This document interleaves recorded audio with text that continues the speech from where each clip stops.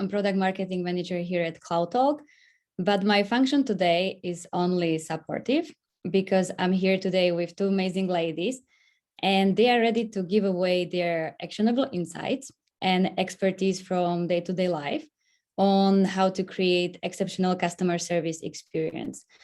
So we had a few talks before with live chat, and we agreed that customer perspective is driving force behind so many business decisions.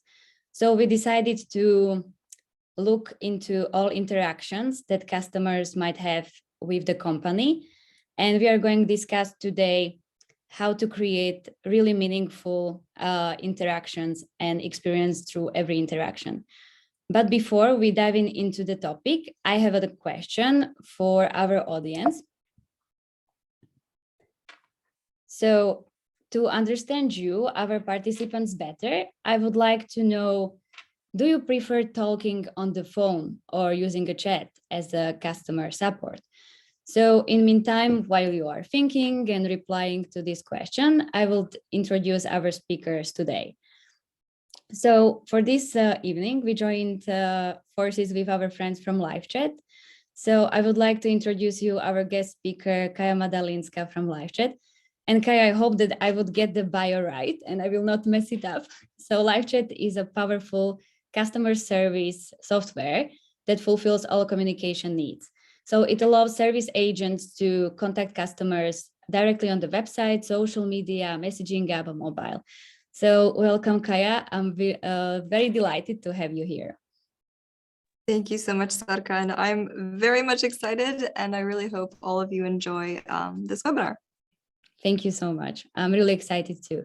And our main speaker today is Monika Machova from CloudTalk. And CloudTalk is a cloud-based call center software for customer support teams and sales teams.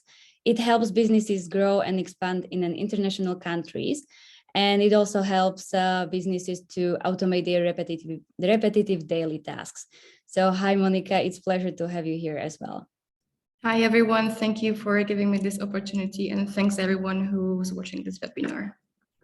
Yes, I know that it's going to be great. So now let's look into replies from our audience.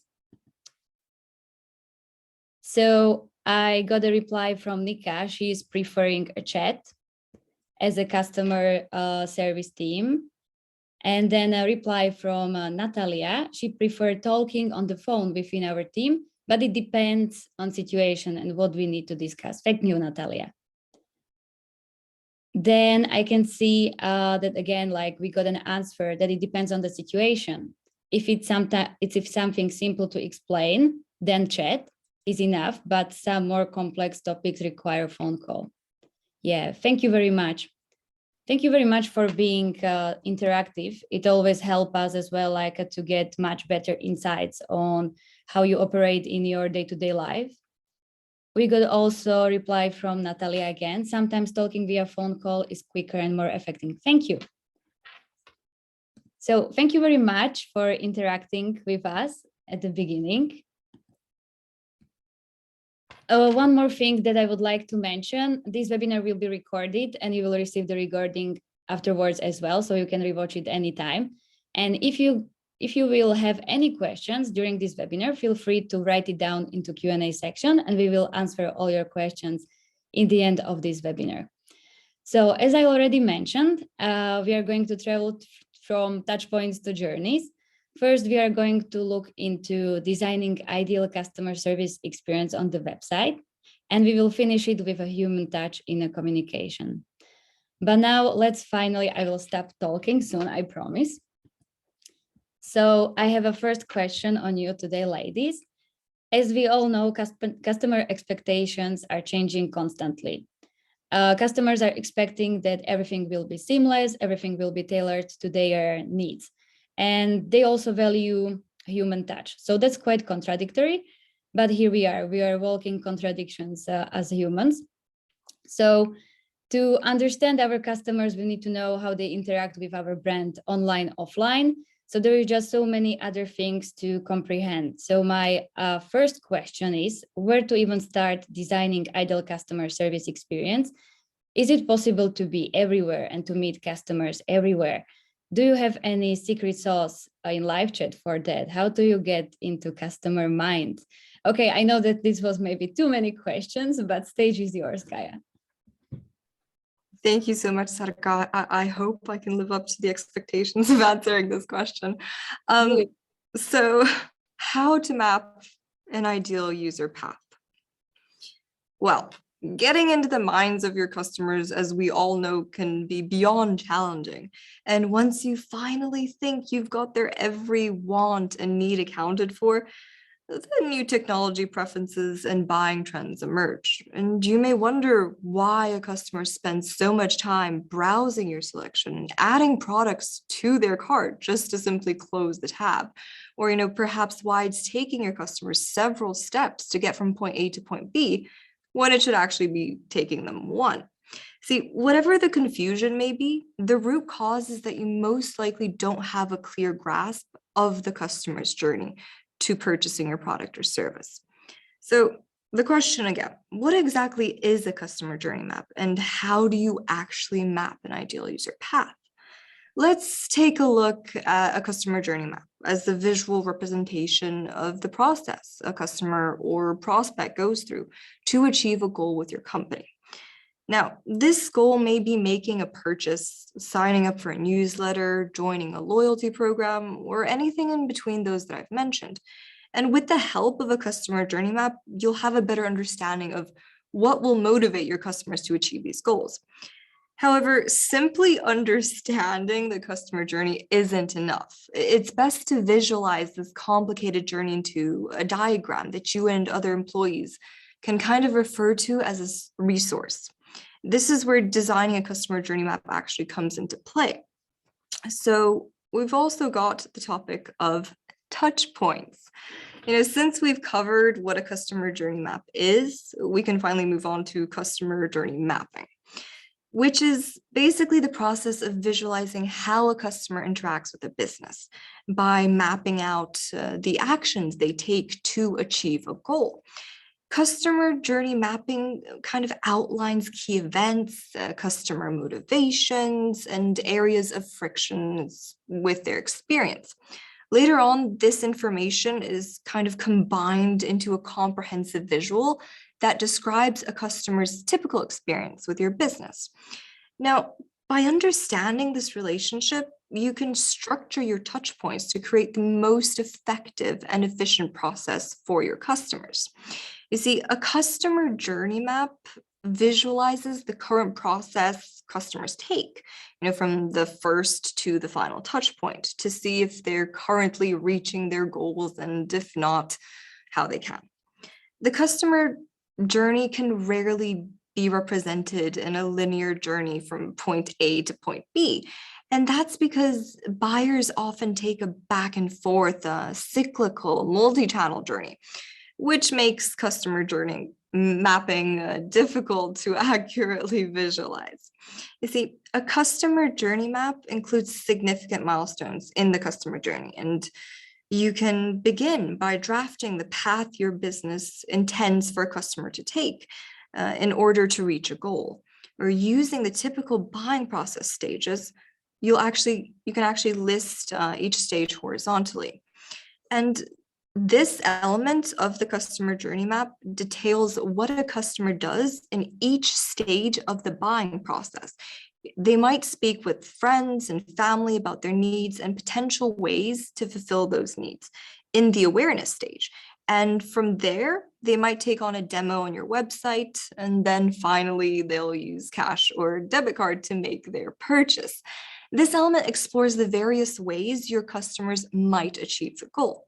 Now, whether the goal is large or small, it's important to remember that your customers are solving a problem.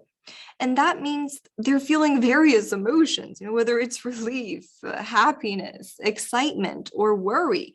If your process is long or complicated, then they might feel a range of emotions at each stage. And adding these emotions to the customer journey map can actually help you mitigate negative emotions about the journey so that they do not become negative opinions about your brand. And of course, of course, where there is negative emotion, there's a pain point that caused it. And adding pain points to your customer journey map can actually help you identify at which stage your customer is experiencing negative emotions and actually deduce the reason why. Now, as the final element in your customer journey map, solutions are where you and your team will brainstorm potential ways to improve your buying process so that customers encounter fewer pain points and have positive moods as they patronize your business. A touch point, I think I haven't mentioned this, but a touch point in a customer journey map is an instance where your customer can form an opinion of your business. Touch points can be found in places where your business comes in direct contact with the potential or existing customer. A display ad, an interaction with an employee, a 404 error, and even a Google review can be considered a customer touch point. You see, your brand exists beyond your website and marketing materials. So it's important that different types of touch points are considered in your customer journey map because they can help uncover opportunities for improvement in the buying journey. So I think that's all I've got for now. I hope I did answer some questions, and yeah. I think I've answered everything that I would like to answer. So Monica, if you could take the mic. Yes, absolutely. Thank you, Kaya, and I completely agree with what you said. And I would like to wrap up this topic a little bit and mention again some points which you have already brought up. So before I do that, allow me to explain what a touch point is and provide kind of like a definition of that. So a touch point is anytime a potential or existing customer comes in contact with your brand before, during, and after they purchase something from you. As Kaya already mentioned, the before, during, and after are important keywords for any company or business to remember. With that in mind, there are many touch points which need to be considered on the website. And most importantly, they should be clear and visible on the front page to either potential customers or already existing customers. The ideal and the important touch points are the ones that usually visitors are looking for, right? Here we are talking about customer support channels, self-service channels, pricing, reviews, testimonials on any content. As a new or a potential customer, they will become interested in all of these. They want to know as much about the product or the company as possible because they're interested and they want to know how it works and if it suits them. Mentioning customer support channels, we know that we have a chat, we have a phone number to call, we have email addresses, and we have social media. So these are the channels through which potential customers or even existing customers are able to contact the company, support, and most importantly, talk to a real human. A meaningful part is a self-service section, and if this section is visible enough, customers can self-service themselves and look for possible answers through, for example, a frequently asked questions page or a help center or an onboarding portal. The point of having a clear and easy to find information website is a must-have for two different reasons. The first one, very important one, customer satisfaction. No one likes a product or a company website where information is well hidden and nowhere to be found. You know what I mean? You probably face such companies. And especially, we're talking here about the pricing section, for example. If information is not visible and clear from the start, potential customers will have doubts and they will think that the company is maybe hiding something. The second reason is that it reduces the work of customer support teams and makes the customer journey more easier. If information cannot be found, leads or prospects or even existing customers will contact customer support. And now you're probably asking why? Well, because they're not able to self-serve themselves and look for possible answers, solutions through, as I already mentioned, frequently asked questions page or a help center. And now moving on to the pie graph that you can see on the slides, we as Cloud Talk, we have found out that almost 52.2% of tickets were about customers not being able to set up something or properly understand. And well, guess what? We rebuilt our website a very long time ago, and now we do not have such problem anymore. I believe that together, me and Kaya, we have fully covered this topic, and now we can move on to another one. Thank you very much, ladies. That was very insightful. But I'm coming back to my second question. And I guess that outlining, mapping out customer service journey in real life is not enough. So it requires a lot of proactive approach towards customers. So my second question is, how do you stay proactive in live chat? And maybe, is it even important to be proactive? Kaya, what would you say? Thank you, Sarka. Well, it is definitely very important to be proactive. Now, before we get into that, I just like to set a base, if you don't mind.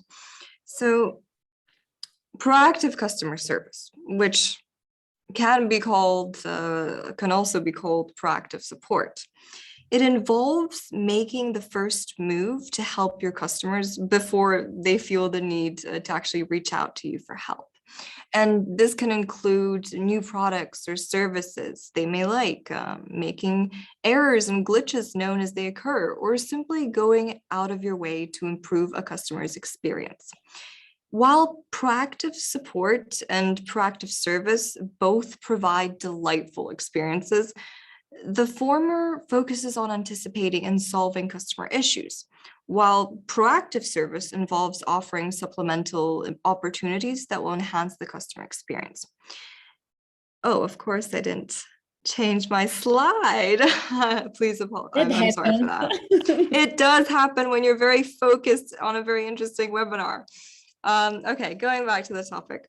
The mentality behind proactive customer service is that your company wants to go above and beyond for its customers, past the point of purchase.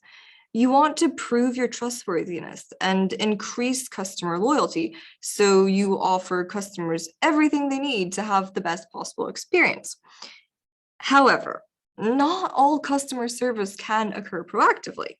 There's also something like reactive service. So reactive customer service is just as valuable, but is reserved for different scenarios.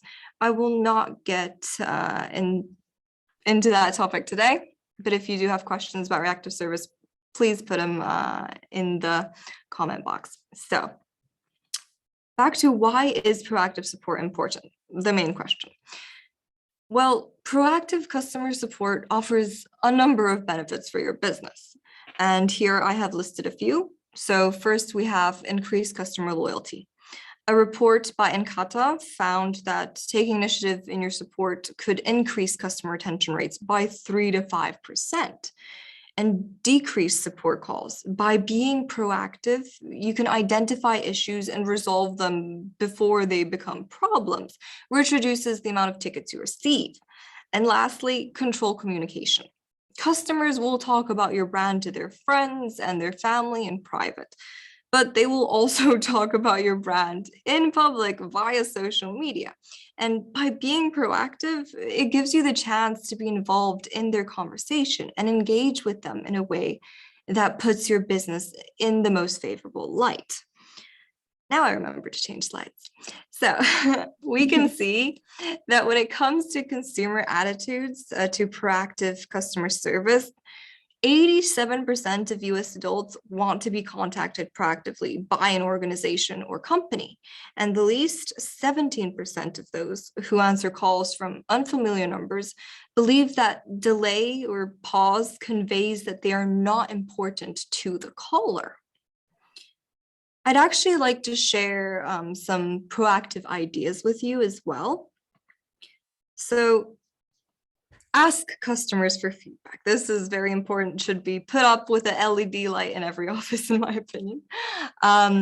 Pay attention to what customers are saying online and reward customers with offers. You've also got to admit mistakes before customers find out. This is very, very important.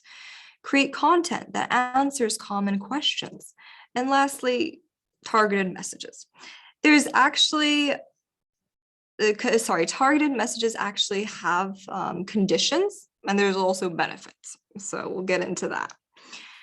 As for conditions, there's always some conditions. So the first one, current page URL. It targets visitors who land on a page specified in the condition, and customer's location targets visitors from a specified country or city. Customer's browsing time, which targets the visitors who spent a specific amount of time on a given page, and number of viewed pages, referring website address, pages visited in the exact order, which actually targets visitors who follow a specified path on your website, and any page from session, which targets visitors when any new page URL from a visitor's session contains the specified strings. And lastly, we have custom variable, which targets visitors based on custom parameters. And as for the benefits of targeted messages, engage more visitors, improve visitors' experience. So use greetings to guide your visitors through your website or onboard new customers, let's say.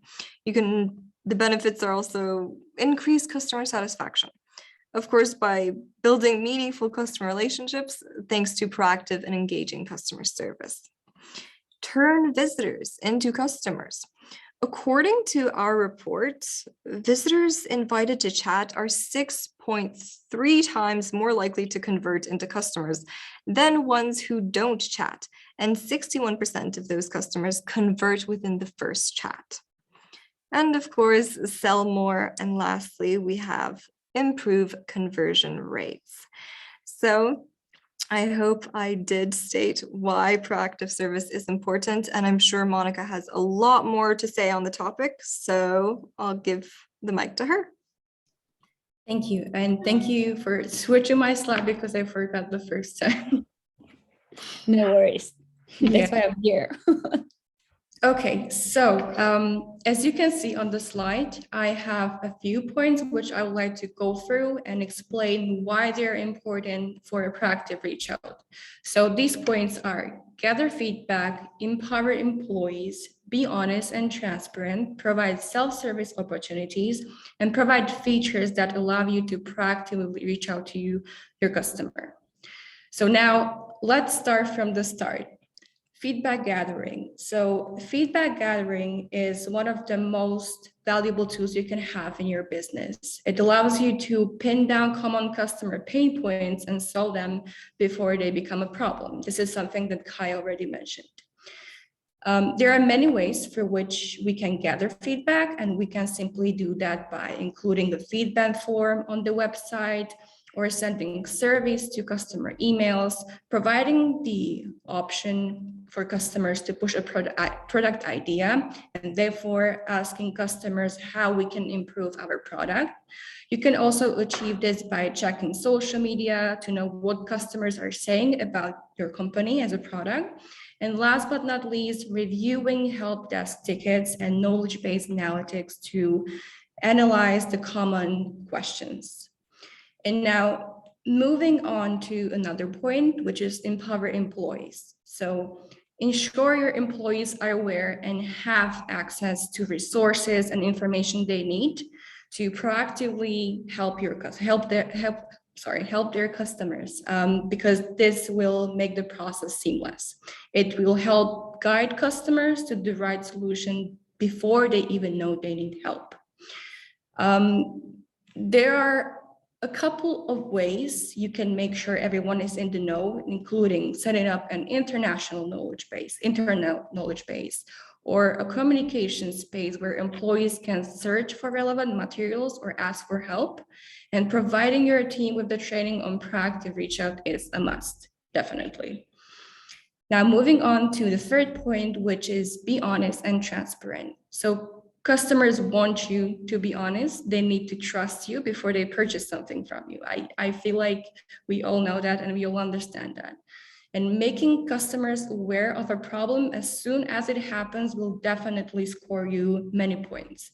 It is crucial to be open with them. It is crucial to be honest with them and never let them double think.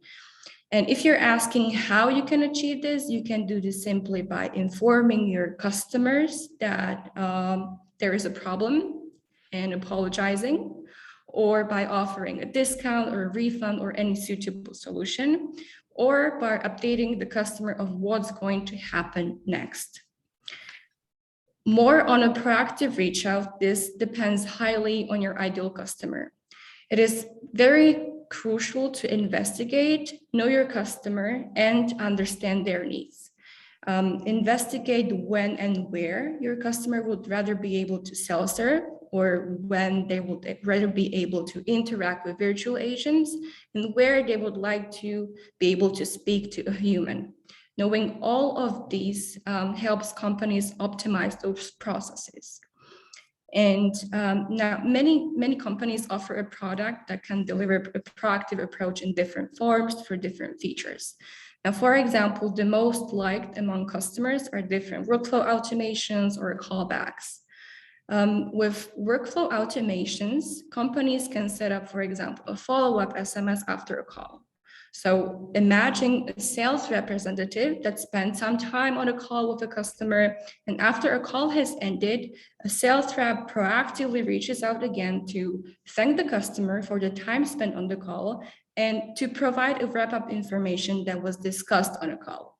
That's cute, right? You want that for your customers. That's a good feeling. And now, this definitely makes customers feel like they are taken care of. The feature that also perfectly works, this feature perfectly works for missed outbound calls, for example, from a company to a client. So if a customer is not reached and the system kind of detects a missed outgoing call, a customer will be contacted via SMS informing that a sales representative from company XYZ has tried to reach them and ask for their availability. And now I also mentioned the callback feature. So this one is very effective too, as it helps companies reduce the number of unanswered calls.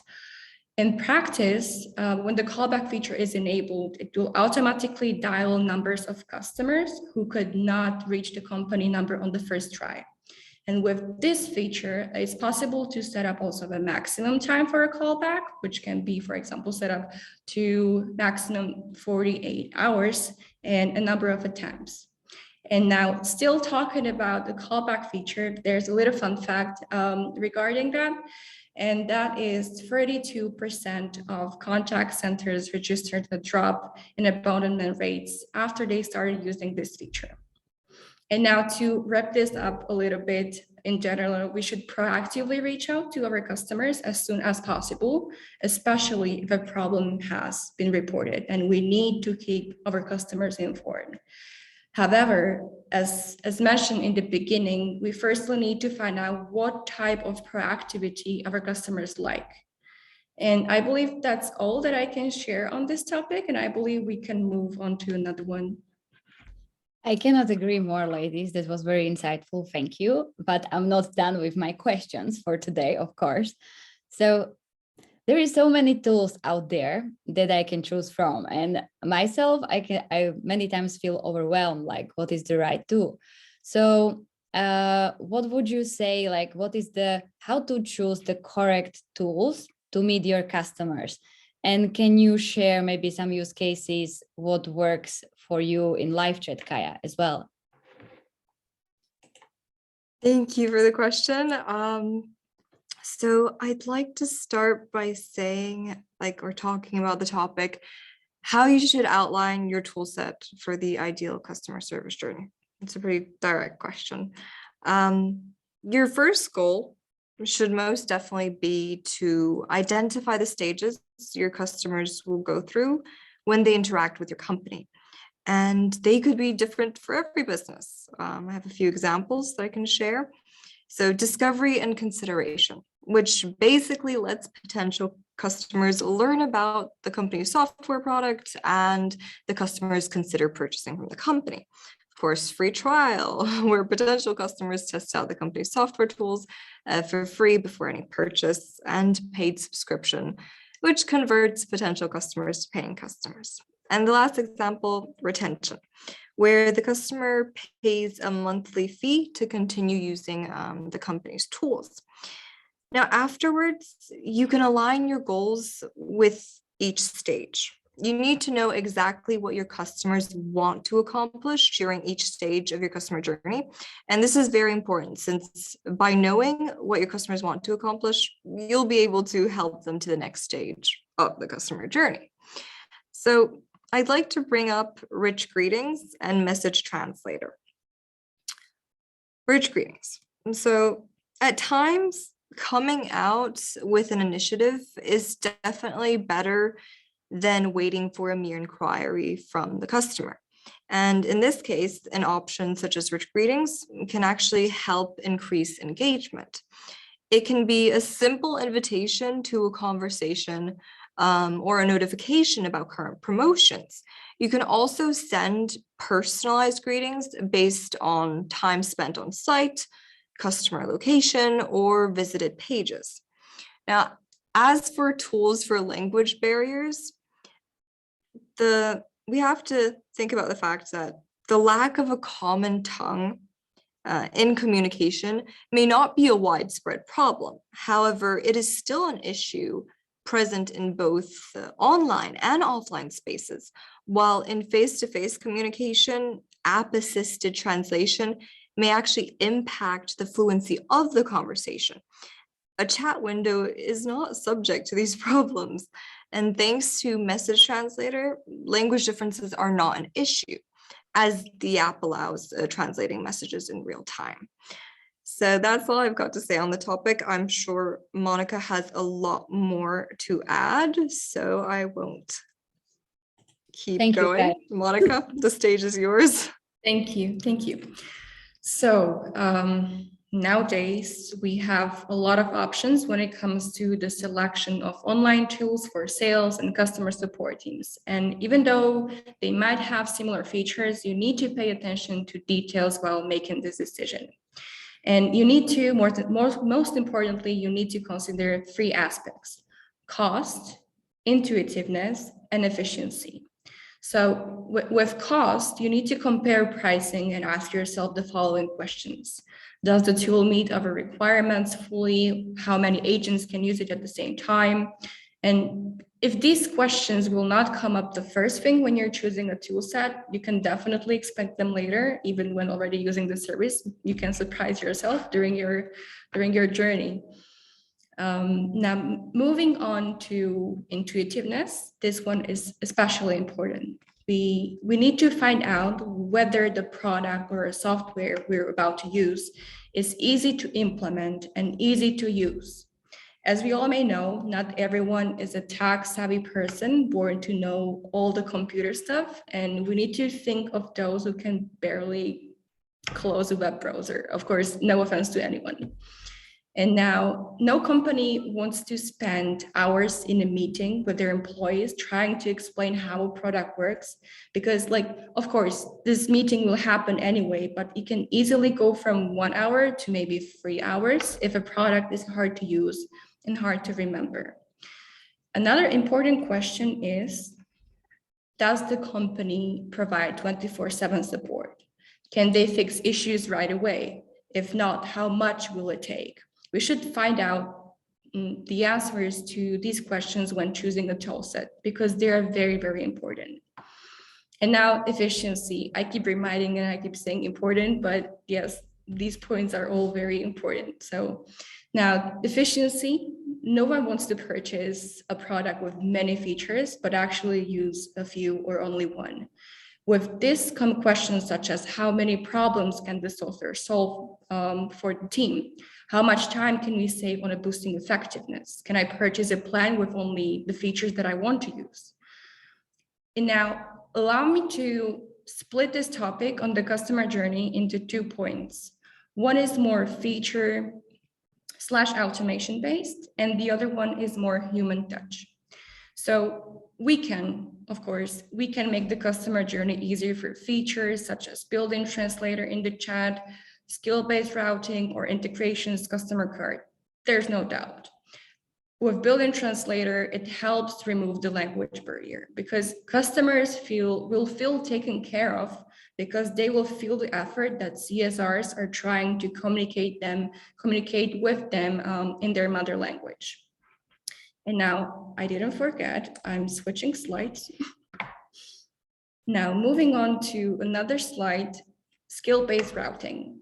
So imagine a situation where a German-speaking customer is calling a UK number of a company XYZ.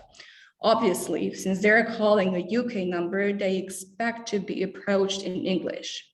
And now to make this process and journey easier for the customer and to leave the wow effect in their heads, we can have the skill-based routing help us. Because the skill-based routing is an intelligent feature that can help redirect a call to the right speaking agent based on the customer's country code. So even when calling a UK number, based on the country code, the customer will end up in touch with a German-speaking agent. And now to leave even a bigger wow in our customers' heads, we can implement integrations or customer cards, which can help us better communicate with customers and remember all the details about them and their journey with us, with the company. You always want to be ahead of your client and remember every single detail about them. It's better to know your customer's journey when picking up their calls because it is a big plus and it adds more trust and value to the whole process. And now changing slides again. Okay.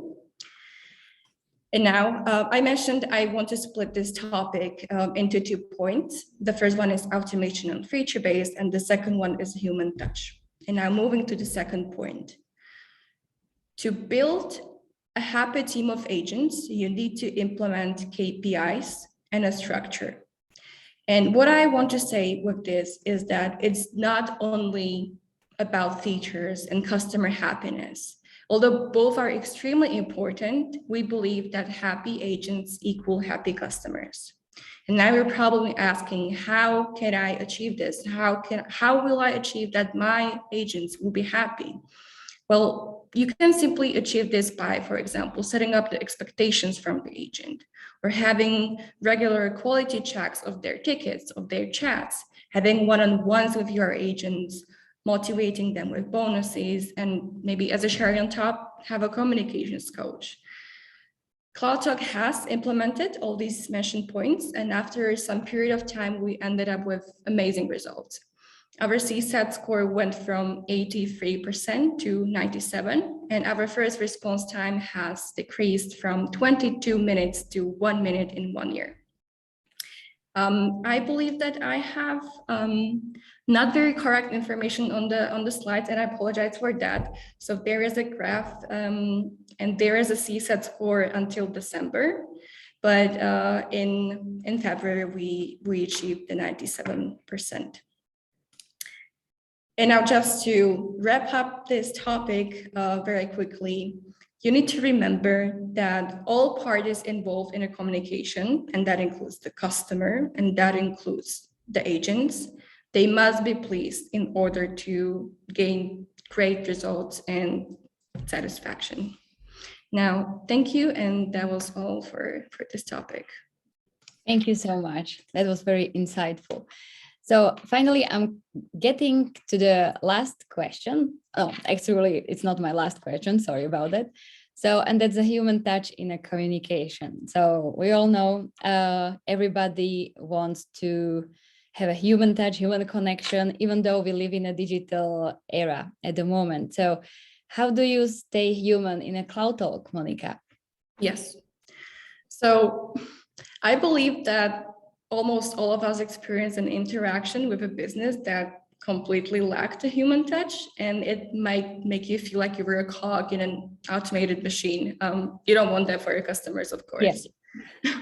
And I was going through the internet, I was like reading about this, and I noticed there was a report that showed that the lack of human touch is the main trigger for 14% of unsatisfied customers. So now, if you want customers to have a positive impression, your support team needs to have a positive attitude, and most importantly, listen, learn to speak the customer's language, and respond fast. Do not let customers wait and act right in different situations. And now let's go through different scenarios and explain the best practices. Now, the first point that I have is confirm customers' understanding. Just like we should not assuming knowing how a person feels, we should not assume they understand right away. It is crucial to always confirm with customers whether they understand. And by doing this, customers will again feel taken care of, and most likely they will not contact support again with the same question. And the reason is because the CSR explained the situation clearly and there's no need to follow up on this. If it gets to the point where a customer is not able to understand, it's time for a CSR to ask them for a quick call and explain the situation or the problem through screen sharing. You need to treat your customers the way you want to be treated, and this one is very important. And now, another very important thing in human touch is inform your customers of all your steps. Agent delays are pretty normal, and CSRs, we know that CSRs do not remember everything by heart, and they need to search for possible answers or solutions to their internal knowledge base or whatever place they have. And if they get into such situation, they always need to inform the customer that what they're going to do and inform them of their steps, and that it might take some time until they get back to them. It's important also to thank them for understanding and waiting in advance.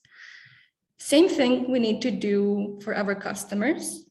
We need to be understanding and being aware of the fact that our customers are not waiting on a chat for our reply, and they might be working on something else. So in this case, we need to be very, very human here. And if a customer is not replying for a while, we need to understand and just inform them in a very nice way that the chat is going to be closed and they can open it anytime and continue where they left off. Another point with human touch is you need to match the customer's level of formality.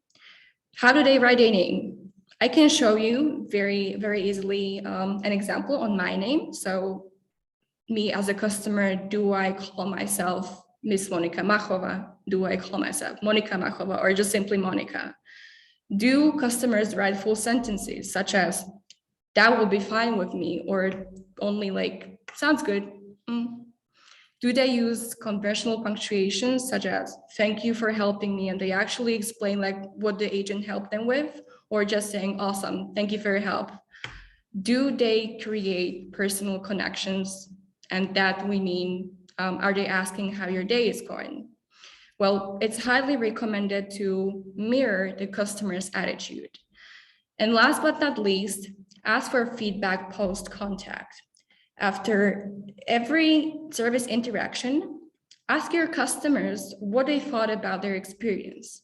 Send a quick survey on the channel, and because by sending a quick survey, you will make it easier for them. And this simple act, it tells your customers that you value their opinions and you will work hard to make every experience a pleasant one. And now every customer experience can offer a human touch with a little effort on your part. And by training your agents and by helping them develop their interpersonal skills, reaching out proactively and offering a human support on every channel, your brand can provide customers with the comfort of knowing that a friendly human voice is always ready to help and deliver the best customer experience. I really hope that I covered at least a little bit from human touch. Of course, there is more, but these were some points that were very important and we cannot miss out when we're talking about human touch in customer support. Thank you so much, Monika. Yeah, it's very complex topic itself, But let me get into more challenging topic of customers service. Actually, you a little bit already mentioned about it, and that's demanding customer. So what I would like to ask you, Kaya, is how do you make demanding customer happy in a live chat? Because it's easy to make happy person who is like really open to discuss any kind of issue. But what about the demanding customer then? So as we all know, dealing with a demanding customer is never an easy thing to do. And there are several ways, every customer, every person has a different personality. So it also depends on that. It depends on various things, but I do have a little list of recommendations of what you could do, perhaps. And maybe it will help. So definitely let me know in an email in the future if these tips did help. So the first one, keep your cool. This is of much importance because the customer can be angry and upset, and you need to actually let them vent about it. You see, they feel the need to let their emotions out, and whilst they're doing that, you hunt down the facts that are in the swimming pool of their emotions. Summarize the facts and read them out to the customer, like to confirm, and also so they know that they have been heard. Active listening is the best tool when it comes to dealing with a difficult customer. But also there's something that you need to keep in mind, and that is that there can be various situations where a customer can use inappropriate language, and you shouldn't accept abuse from a customer. The second point, prepare a plan. You've always got to have a plan. So just a side note, after that customer event, do not take things personally. Instead, you should focus on the goal and lay out a plan of how the situation can be handled. So yes, a plan. And the third tip, let the customer choose. After you've prepared a plan, it's time to lay out the options for the customer.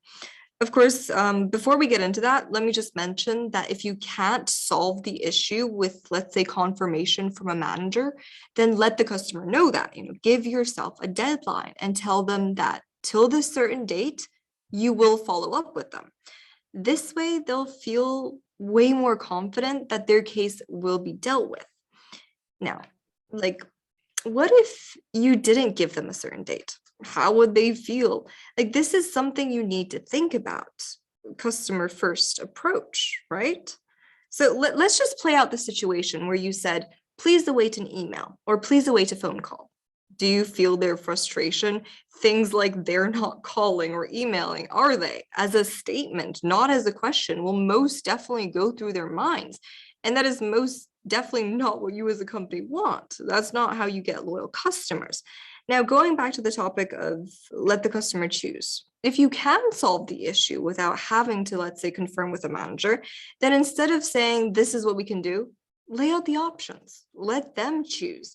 You see, once they've received options from you, the frustration will start to lift because they'll need to focus on options you've given instead of continuing their emotional vent. Now, with the options in front of them, they'll feel like they are in control of the situation. Please also note that there's always something you can do, even if you just send an email to your team saying that there was a complaint from a customer about this and this, what can we do? And don't forget to thank the customer for their complaint, since with that, the company will know how to improve. And lastly, don't forget to follow up.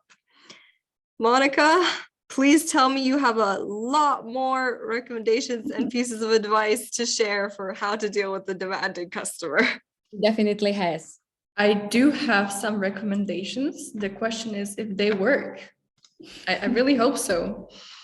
And now, well, some points to remember. I keep saying points to remember, but you probably understand why. So with this topic, some points to remember. Stay calm. Be understanding, keep the mind clear, have a positive attitude, propose suitable solutions, and use validation and compassion. When things do not go the way customers want them to, they often react in unpleasant ways. And unfortunately, upset customers are a common occurrence in the lives of customer service employees. And well, every agent should be well prepared to know how to deal with them in the best manner possible. And now, the first rule we already mentioned is to stay calm. But on the other hand, it is also advisable to avoid asking customers to calm down because such statement could trigger them further. And being understanding and keeping the mind clear is the key here. Now, secondly, make sure of a positive attitude to the client's problem and always propose as many suitable solutions as possible. One of the most powerful tools to calm down a demanding or angry customer is by using validation and compassion. You need to admit that the customer is right and you need to show empathy. Now, using one of these example phrases that you can see on the slide, they're good to use when calming down an upset or angry customers. These should help in most cases. So now let's go through them. I'll read them with you. So I am aware that such situation is very upsetting. If I understand you right, and now you do the quick recap of the customer's problem, and then you continue, I can apologize sincerely on behalf of the company and propose the following solutions. And then you, of course, continue with the solutions that you may have for this client. The second sentence that could work is very similar to the first one. Please accept our sincere apologies. That should have never happened, and you're absolutely right. And I would like to offer you the following solutions. And now you again continue with offering the suitable solutions that you can offer to the customer. Remember, always propose possible solutions and use the so-called sandwich method. Because we cannot always say yes to our customers, as some expectations may be impossible to fulfill. However, remember to never leave a negative message and always leave a positive one in the end, or wrap up the negative message with positive ones around. So meaning a positive message in the beginning, the negative one in the middle, and then again a positive one in the end. You need to make a cute little sandwich here.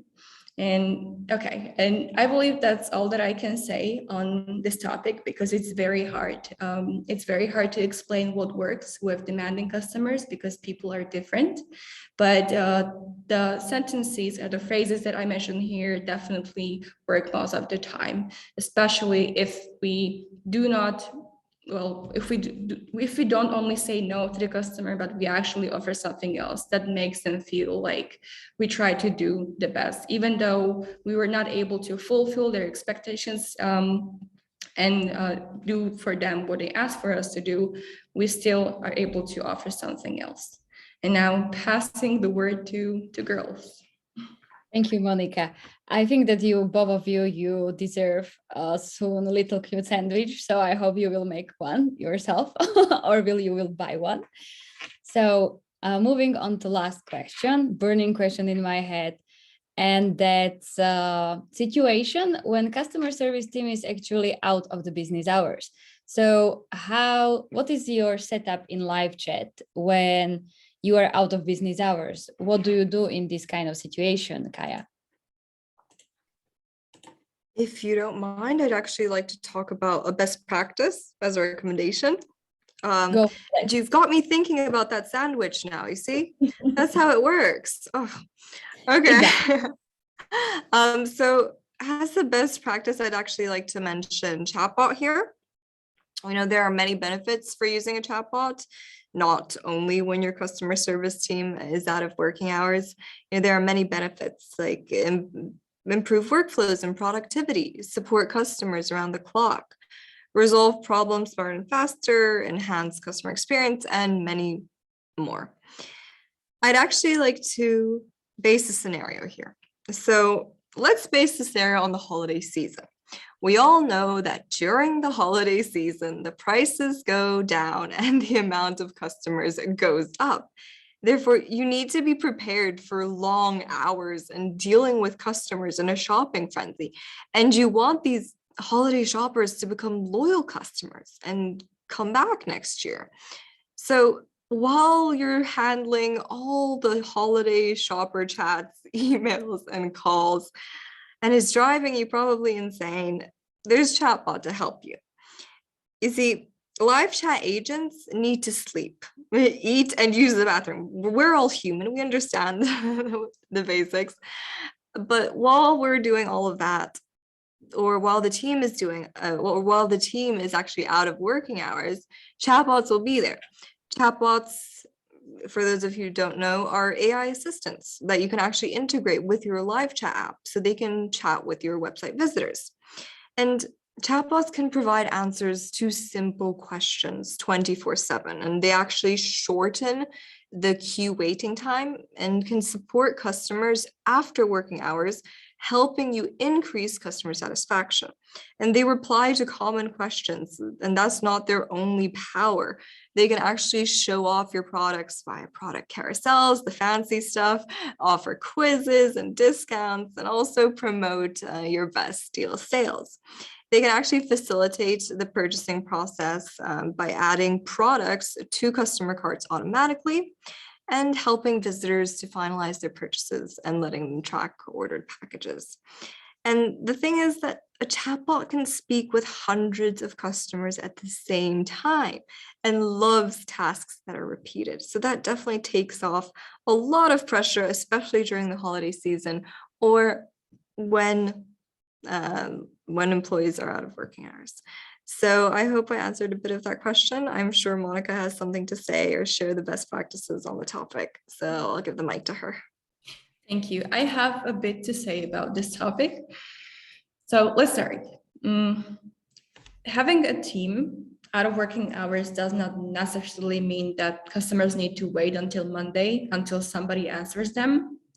And providing your customers with a self-service knowledge base or pre-recorded tutorials may help answer many questions, and even when the team is not around, for example.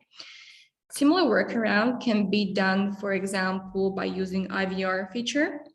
And with IVR, it's possible to build a branch or so-called call flow. And based on what number a caller chooses, a playback on the topic will start playing. For instance, I don't know, a user doesn't know where to find a billing section. And by pressing number 1 for billing, the customer will be navigated to the billing section via playback. That was not the best example, but I believe I got the idea, and you know how this should work. Now, another option besides IVR is business hours, which would only inform the customer that the team is out of office. They will understand. Customers need to understand because, as Kaya already mentioned, even agents are human beings, and they also need time to rest and gain power to be fully prepared to serve their customers once they're back on Monday. So I don't feel like I have much to say about this, but these are the simple acts that you can do for your customers when the team is out and, for example, not having the option to run a 24/7 support. Thank you so much, Monica. Thank you. Okay, ladies, so good news, we covered this complex topic within our 58 minutes. So good job, you deserve the sandwich after this. So let's move on the Q&A. Let's have a look what questions we got from the audience. And let's start with the first question in our Q&A box, and that's what is the best way to train CSR teams on how to communicate with customers?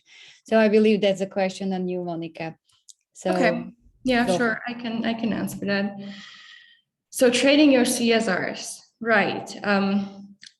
We could spend minutes on this question, but very, very simply said, customer support teams must be led or managed by a person that has the knowledge on how to communicate with customers and what sentences and words to use in different situations.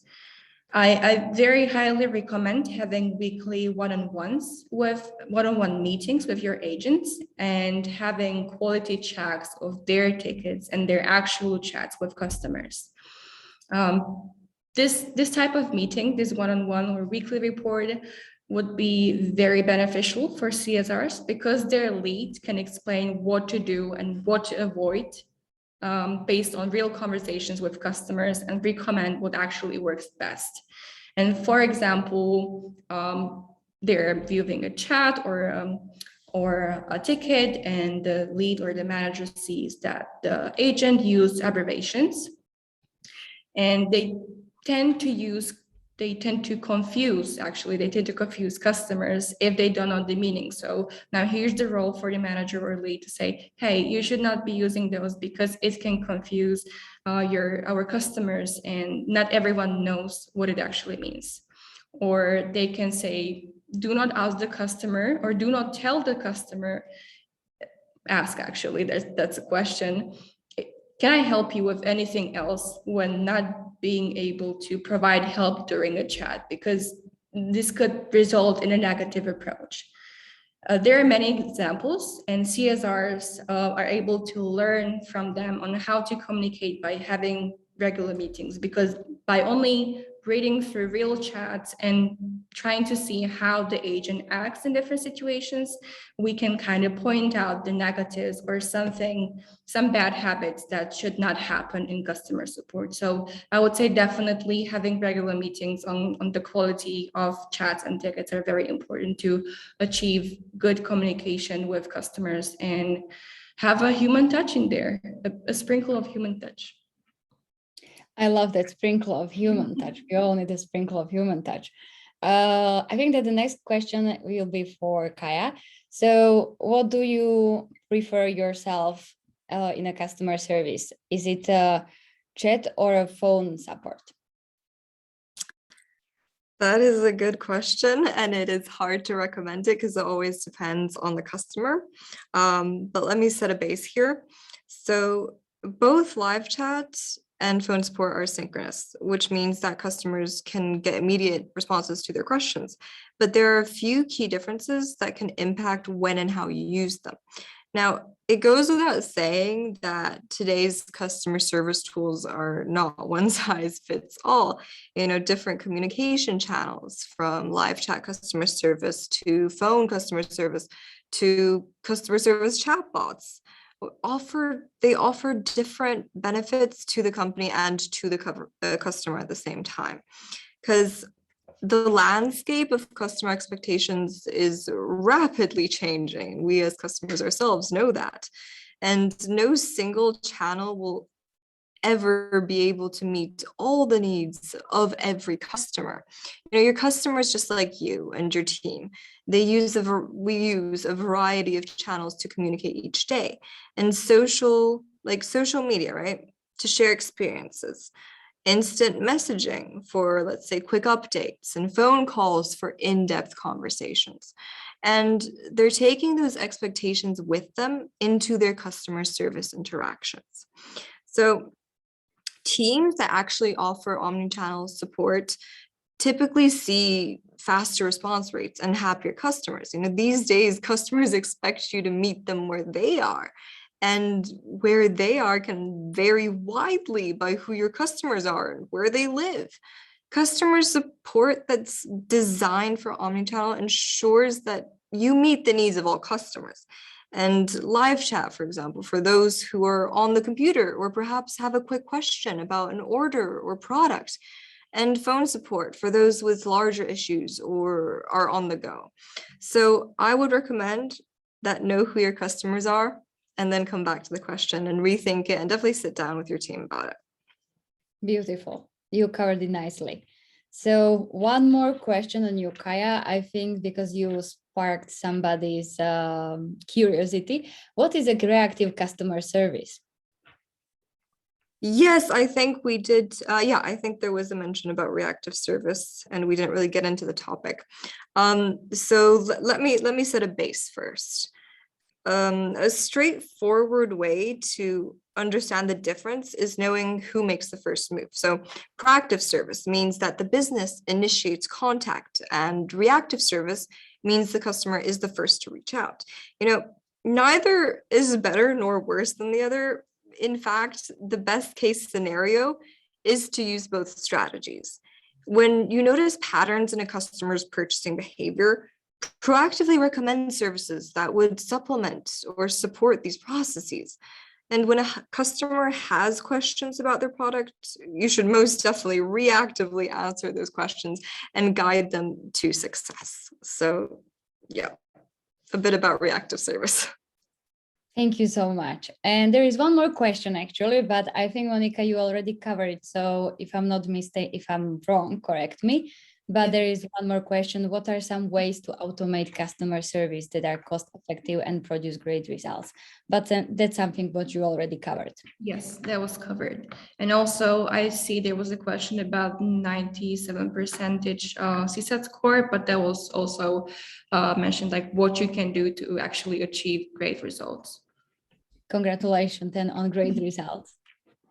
Okay, so with these questions, we covered all of them. So I would like to thank you, girls. You covered today very complex topics, complex topic, and you covered a lot of different aspects of this complex topic. This is what I wanted to say. And thank you so much for sharing your expertise and insights with our audience. So I really learned a lot. It was great for me too. So I think it's a great time to let you go to get your sandwich. And I really appreciate your presence here, especially live chat. Thank you very much for partnering with us on this webinar. It was really great cooperation. And also I would like to say thank you to our audience for staying with us 1:06, and I would let you to go to get your sandwich as well. So have a nice day, evening, whatever time zone you are at. Thank you so much for being here with us. Thank you so much and have a lovely evening. And thank you for the audience for staying till the end. We really enjoyed doing this webinar together. And yeah, if you have any further questions, please feel free to email us. A big thank you to Cloud Talk for all the preparations. Yes, and also a huge thank you from my side to everyone who's still here with us. And we do hope that we made some points which you found to be very interesting and that you want to use them, for example, in real life. Thank you, ladies, one more time. And Kaya also mentioned, feel free to message girls if you have any more questions. They are really open and happy, delighted, whatever, to message you back and answer all your questions. Have an absolutely amazing day. Bye-bye. Bye.